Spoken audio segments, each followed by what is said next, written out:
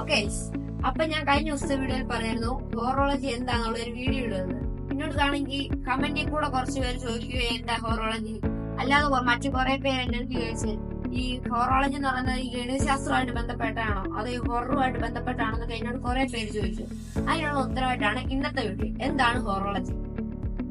ഞാൻ അന്ന് നിങ്ങളടുത്ത് പറഞ്ഞിരുന്നു ഇപ്പൊ സമയം 7:30 അതുപോലെ തന്നെ ഞാൻ ഇപ്പോഴും പറഞ്ഞു ഈ സമയം 1:30.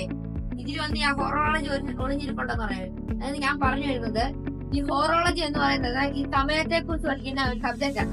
അതിനാണ് ഈ ഹോറോളജി എന്ന് നമ്മൾ പറയുന്നത്. നമുക്ക് ഈ വാച്ച് മേക്കേഴ്സിനെയും വാച്ച് സർവീസ് ചെയ്യുന്നവരെയൊക്കെ നമുക്ക് ഹോറോളജിസ്റ്റ് എന്ന് വിളിക്കാം. ഈ വാച്ചുകളും ക്ലോക്കുകളും നമ്മുടെ ജീവിതത്തിൽ ഒഴിച്ചുകൂടാൻ പറ്റാത്ത കാര്യങ്ങളാണല്ലോ.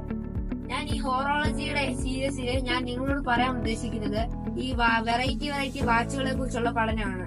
അപ്പൊ നമുക്ക് ഇനി തുടരെയുള്ള വീഡിയോകളിൽ വാച്ചിനെ കുറിച്ചായിരിക്കും. Okay, by.